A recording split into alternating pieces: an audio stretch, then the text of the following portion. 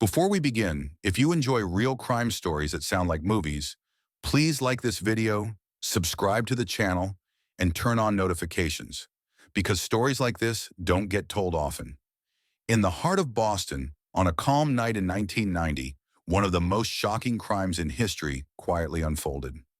No guns, no shouting, no violence. Yet what happened that night would leave the world confused for decades. The Isabella Stewart Gardner Museum stood peacefully under the night sky. Inside, priceless artworks collected over generations rested silently on the walls, protected by history, trust, and routine. The security guards were relaxed. Nothing unusual. Just another quiet night. Then, a knock at the door.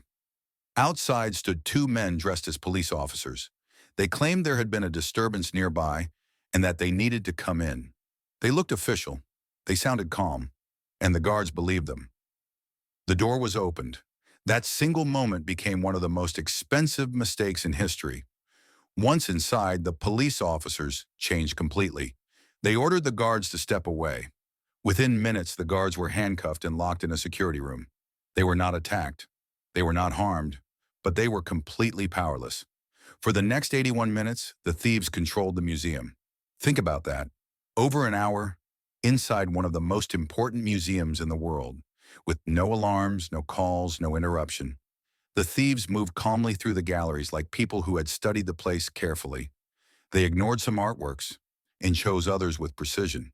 They went straight for the most valuable and irreplaceable pieces, works by legendary artists like Rembrandt and Vermeer.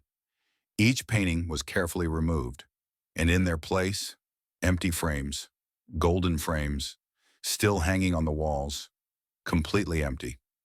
If this story is blowing your mind right now, tap the like button. It really helps this channel reach more people. With their bags filled, the thieves didn't rush. They didn't panic. They simply walked out of the museum and disappeared into the night. No security cameras caught their faces. No clear fingerprints were left behind. No solid evidence. When morning came, museum staff walked in and froze in shock.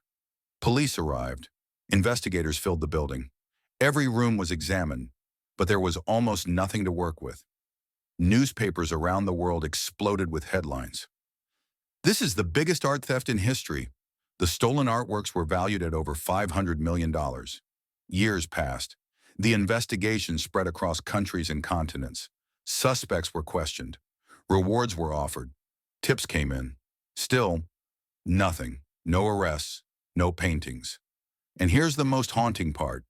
Till today, more than 30 years later, none of the 13 stolen artworks have ever been recovered. The museum made a strange decision. They left the empty frames hanging on the walls, not as decoration, but as a reminder that history was stolen and never returned. If you love deep, real crime stories like this, subscribe now so you don't miss the next one.